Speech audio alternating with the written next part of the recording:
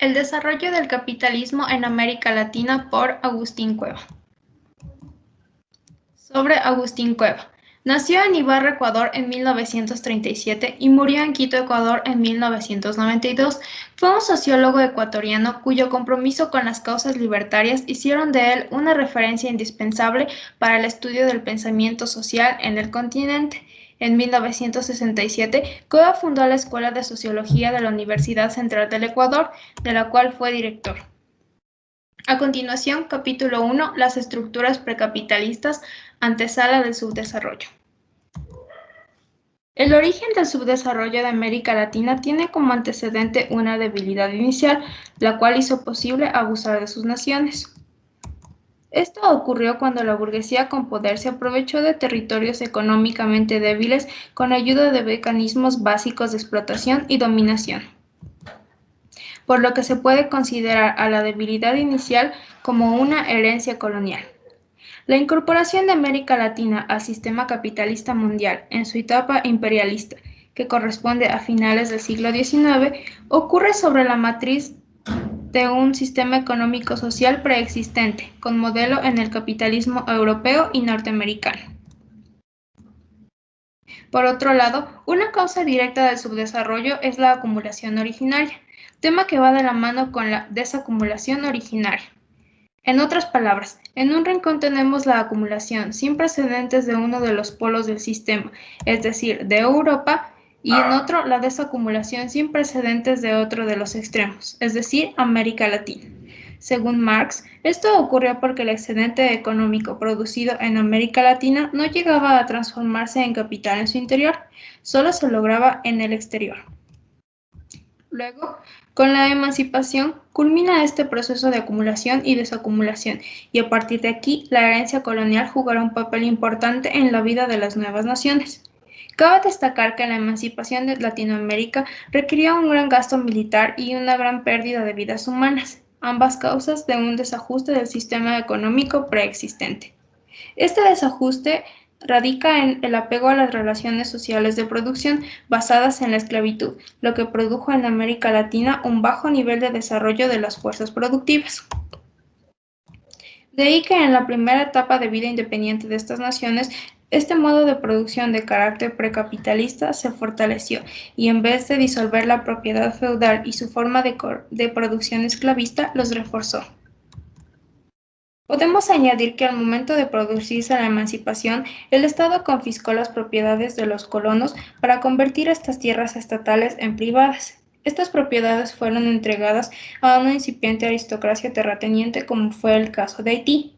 Solo Paraguay escapó a esta expansión de propiedad latifundaria, pues hasta 1870 solo un 17% del total de las propiedades eran privadas y el resto eran estatales, las cuales se arrendaban a los campesinos. El ritmo de desarrollo era extremadamente lento, el comercio internacional no excedía y a la falta de una verdadera economía de intercambio circulaban monedas de otros países. La economía premonetaria persistió en inmensas proporciones del cuerpo social latinoamericano del siglo XIX. Asimismo, su segmento más desarrollado iba monetizándose y ampliando sus circuitos de circulación simple. Las estructuras precapitalistas dominantes en el agro constituyeron un rápido desarrollo de nuevas naciones. Este fue el despegue de los países industrializados. En América Latina postcolonial, la productividad de la agricultura precapitalista era tan baja que muchos países ni siquiera podían autoabastecerse y el déficit era generado por dedicar la mayor parte de las tierras a cultivos de explotación, lo que limita las posibilidades de acumulación para que América Latina genere riquezas. Esta configuración estructural permitió que la burguesía de los países desarrollados cometieran abusos contra nuestras débiles naciones, es decir, la modalidad concreta de vinculación de América Latina con el capitalismo metropolitano. Posteriormente, Gran Bretaña nos brindó su asistencia técnica y financiera, encaminada a succionarnos excedentes sin siquiera intervenir directamente en su generación. Con el apoyo logístico de las ferrovías El capital monetario amplía considerablemente su radio de acción, que le permite captar nuevos excedentes por los más diversos métodos. La economía latinoamericana se encontraba bastante monetizada en 1870, cuando los primeros bancos comenzaron a aparecer. Para 1889, el capitalismo entró en su fase imperialista.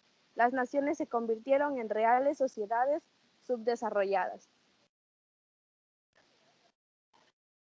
Capítulo 9. Proceso de industrialización y el problema de la crisis. La industrialización fue inducida por la sustitución de importaciones, como si tal sustitución explicara la industrialización y no viceversa. Las crisis de los países centrales producen automáticamente el auge de las economías periféricas o impulsan con sus efectos el desarrollo industrial de estas. Cuando estas crisis se presentan y no es posible importar ciertos bienes, las políticas más industrializadas pueden generar un empleo relativamente eficiente de acuerdo con el desarrollo de las fuerzas productivas locales, lo que muestra el proceso de la industrialización latinoamericana. Con esto analizaremos el problema de esas crisis que ocurre desde 1929 sobre las economías latinoamericanas. La crisis significó un enorme estancamiento económico alrededor de 10 a 15 años sobre la mayor parte de esos países, pero esas crisis y estancamiento de la economía solo se logró superar hacia fines de la Segunda Guerra Mundial. En el caso de Cuba, la crisis fue permanente, prolongándose hasta el triunfo de la Revolución Socialista, que se da en 1959. Aquí se inicia un periodo en el que el capitalismo dependiente pierde su dinamismo y comienza a manifestar una clara decadencia en algunos países. Primero tendríamos la crisis del capitalismo en Cuba. Gracias a la crisis mundial, la actividad azucarera en Cuba, al igual que sus exportaciones, sufriría una baja enorme. Esto significó la catástrofe para la economía cubana. Además, vendría la quiebra de numerosos bancos y la ruina del comercio interior y de muchos pequeños industriales, agricultores, etc. Desde luego, a los que más afectaron fueron a los obreros. En 1930 existía demasiados obreros sin trabajo y la mayoría eran jefes de familia, por lo que mucha gente se encontraba en la miseria y decadencia. Es por esto que la crisis del capitalismo en Cuba se convirtió en motor de la historia, como muchos saben, sobre las contradicciones sociales y permitiendo un salto hacia la lucha de las masas, impulsando la industrialización. En los países centroamericanos, en el periodo de 1930 a 1945, en general, no aumentó ni la capacidad productiva interna ni se diversificó la exportación, y los precios del café sufrieron durante los años 30 el descenso más violento y persistente de su historia. En México surgieron varias crisis. Para 1930 el Producto Interno Bruto había descendido y el valor de las exportaciones bajó en 1932 y las importaciones se redujeron hasta ser inferior a las de comienzo del siglo. El peso fue devaluado año tras año, la producción de cereales cayó y la minería experimentó una caída peor aún que la agricultura de exportación. En Argentina, el ingreso por habitante se disminuyó en un cerca de 20% y solo en 1946 logró superar el nivel alcanzado antes de las crisis. En Uruguay, todavía en 1943, tal ingreso era inferior al de 15 años antes.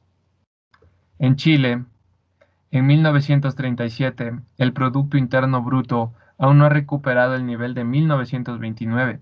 En el caso chileno, nos plantearemos sobre el estudio hacia los efectos de la crisis del 29 en América Latina. Nos referimos a los procesos de refeudalización producidos en el agro. En Chile, el porcentaje de inquilinos sobre el total de la población rural aumentó bruscamente en los años de 1921 a 1935. Otro ejemplo explicativo se da en el Ecuador, donde han demostrado cómo los efectos de las crisis llevaron a reimplantar las retardatarias prácticas hacendarias. Una implicación de esto fue el regreso del huasipungaje, que significó un serio obstáculo al proceso de proletarización del campesino serrano, lo que imposibilitó la difusión de maquinarias en la agricultura. Esta paralización en la mecanización fue además acompañada del estancamiento en las técnicas agrícolas. Una explicación más clara sobre la crisis del 29 en América Latina fue que en esta condujo a la caída abrupta de los precios de exportación, principalmente a los bienes agrícolas y a las materias primas de estos países, pero lograron buscar respuestas contra estas crisis, como la década infame de Argentina y la dictadura de Terra en el Uruguay. Con esta respuesta se salvó los intereses de la oligarquía, pero al precio de hundir a la economía de los respectivos países.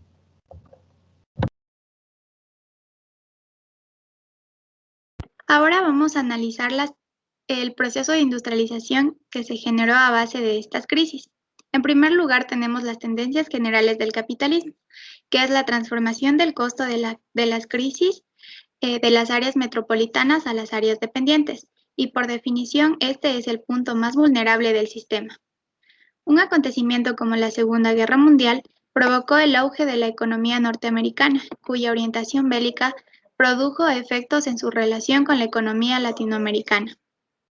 La forma de inserción de nuestra sociedad en el sistema imperialista y el mecanismo básico de acumulación de capital se deriva del proceso de industrialización latinoamericano. Convierte al sector primario en polo dinámico de la economía. Este desarrollo industrial depende de la acumulación del capital dinero por las vías de las exportaciones. Ahora hablaremos de algunos países y su desarrollo industrial. Empezamos con Argentina. De 1900 a 1929 se evidenció un crecimiento notorio en relación a la industrialización durante la fase posbélica. La Primera Guerra Mundial estaba considerada como el motor de desarrollo argentino, gracias al impulso de los años 20, pero tuvo su auge en 1939, presentando un crecimiento del 25%. Brasil, 1907 a 1920, llegó a un crecimiento de industrialización gracias al procesamiento de carnes para la exportación. Otros de los productos que lograron el desarrollo de este país fue las importaciones de telares, que tuvo su auge en 1923 a 1928. México. Su crecimiento se dio a base de las luchas populares que surgieron dentro de sí misma. En 1936 presentó un crecimiento sustancial del desarrollo industrial superior al desarrollo argentino. Uruguay. Registró uno de los procesos más notables de desarrollo industrial en América Latina. Llegó a ser dentro del proceso de precrisis una de las más altas. Este desarrollo fue posible gracias a la creación de un mercado interno amplio, más que algunos países de su alrededor, como por ejemplo Bolivia, Perú y Ecuador. Chile. Se manejaba mediante la menor capacidad de importar, mayor situación de importar y por lo tanto mayor industrialización. Surgió la magnitud de proceso sustitutivo, que fue superior a la de México y Brasil. Los avances que se lograron obtener fue el resultado de las luchas de masas. En 1939, gracias a la creación de la Corporación de Fomento de la Producción, se creó una base de electrificación y de industrialización chilena. Latinoamérica en 1943.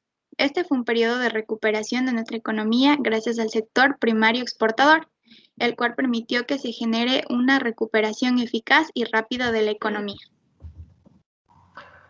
En síntesis, desde su colonización, América Latina entró en un proceso de subdesarrollo y las medidas políticas y económicas tomadas en esa época acrecentaron esta situación, de modo que, cuando el capitalismo alcanzó su fase imperialista y los países de América Latina dejaron de ser países precapitalistas, pasaron a convertirse en reales sociedades subdesarrolladas. Además, para entrar en un proceso de industrialización, América Latina tuvo que pasar por varias crisis, donde la economía subdesarrollada se estancó durante varios años. Pero con el fin de la Segunda Guerra Mundial, el país de Estados Unidos creció enormemente como imperio de la economía. Eso ayudó a las exportaciones de los países latinoamericanos, creando una mayor industrialización y mecanización con sus bienes y materia prima.